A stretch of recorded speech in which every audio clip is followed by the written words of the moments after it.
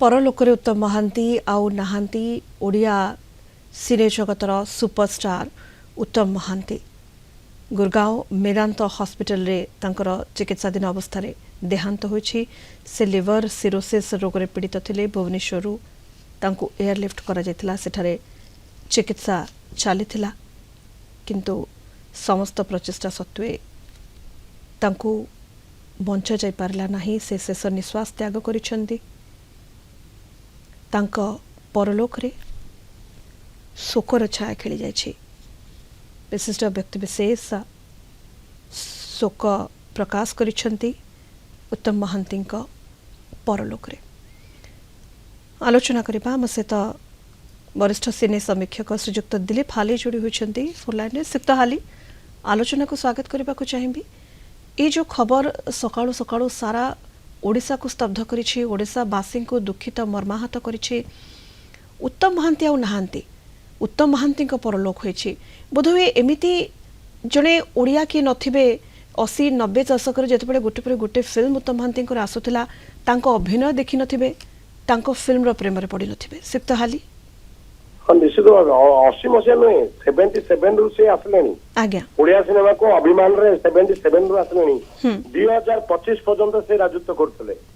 तांको परी अभिनेता एक विरल आ सर्वाधिक ओडिया सिनेमा रे अभिनय करथिबा आ विभिन्न चरित्र अभिनय करथिबा तू मो समय रे गोटे आलेख लिखितली उत्तम सर्वोत्तम। यही पे लिखितली जे से सब चरित्र को सठिक मार्ग रे करंती, सठिक चरित्र उपयोगी अभिनय करती, जहाँ फल कि लोक आज मन रखिंट।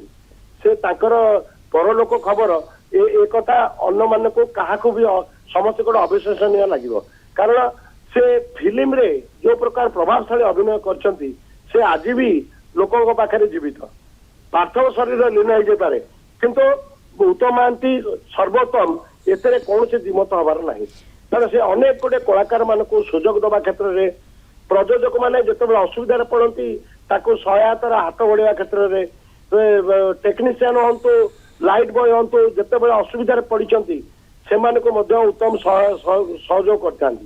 कारण एत जड़े भल लोक ताको दीर्घ वर्ष धरी से कार्य जोटा कि 77 अभिमान रू 2025 फिल्म पर्यंत सब फिल्म रे तांकर जो अभिनय छात अभिनय प्रतिभा केते जे कला निर्देशक तांको पाखरे से काम करछंती, समस्त तांको भल पांती। एथि उत्तम जने भल मनीष जेतेबेले भी अभिमान फिल्म रे से अभिनय करथिले गोटे गीत थिला मु एक अमानिया बन जणा बहिबा जाए मोर नाही ठिकणा। आज सीना बही गले ठिकणाटा के पाऊना किंतु से सबुठू सर्वश्रेष्ठ एक को कई अस्वीकार करें।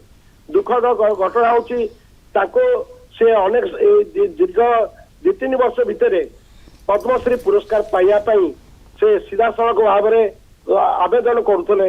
यहाँ मत अत्यंत भाव दुख आ मर्माहत गला।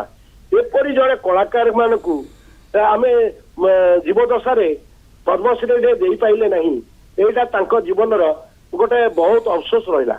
कारण मु प्रत्येक परोक्ष भाव सहित जानी 77 रु से जिते बड़े भुवनेश्वर आसिकी कार्यधारा आरंभ करती मुझे सहित अनेक समय अनेक सुटिंग रे सब समय देखा एते खुशी मिजाज लोक जड़े भल व्यक्तित्वर जदि आम विकास करवा ताले से निश्चित भाव में उत्तरोत्तर कर। आमर तो ओडिशा रे भल विकास जो मैंने करती पछरे गोड़ टाणिया क्षेत्र में एते लगी पड़ती माने जोटा कि समय अपचय भी करती, किंतु उत्तम क्षेत्र में सहीटा व्यतिक्रम। उत्तम क्या सालिश करुनतले, क्या ये करुनतले, निजर प्रभाव निजर प्रभावशाली अभिनय से प्रयोजक मान पाखे निकटतर।